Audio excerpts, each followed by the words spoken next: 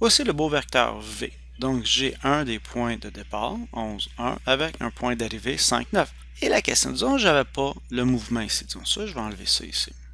Et la question devient, quel est le mouvement? Quel est le vecteur? Bien, on fait le point d'arrivée moins le point de départ pour les composantes. 5 moins 11 donne moins 6. Et 9 moins 1 donne 8. Est-ce que j'ai bien le mouvement de 6 à gauche? 1, 2, 3, 4, 5, 6, oui. Et 8 en montant? Oui. Donc, j'ai ça. Prochaine question. J'ai le mouvement, ou j'ai les composantes du vecteur. Quelle est l'orientation et la norme? Donc, pour faire ça, moi, je dessine souvent le triangle comme ça. Et j'ai une distance de 6 ici et 8.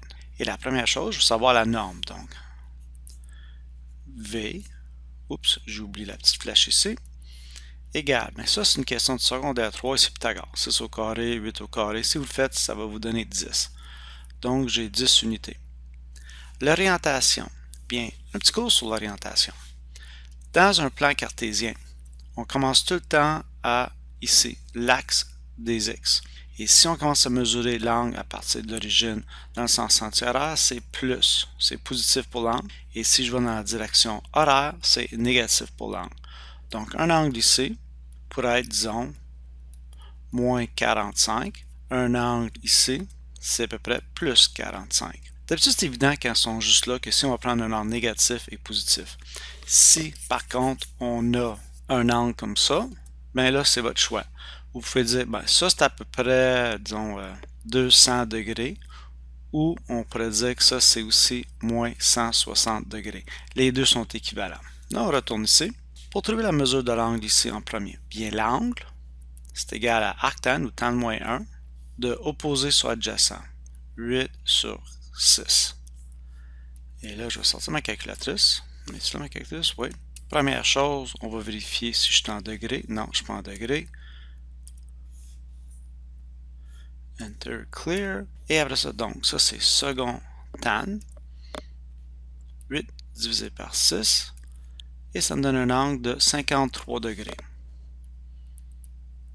Et moi, je veux l'angle avec l'horizontale à droite. Alors, je vais faire 180 moins 53 pour arriver à avoir l'angle. Donc, mon angle est 127 degrés. Donc, l'orientation de 127 avec une norme de 10 unités. Dernière question, disons, on vous donne un vecteur et on vous donne la norme. Disons, ça, c'est un vecteur V qui est égal à peu près à, disons, 15 unités. Et l'angle ici que j'ai, on va mettre 20 degrés. Bien, je cherche les composantes. Ou ici, là, j'ai besoin de composante X, composante Y. Eh bien, mon V, vecteur, composante X, c'est simplement, tu prends la norme, 15, cos de 20 degrés. Ici, ce serait 15 sin de 20 degrés. Allez faire une petite révision sur votre trigonométrie. Vous voyez, c'est tant ça. Sin, c'est synonyme avec Y. Cos, synonyme avec X.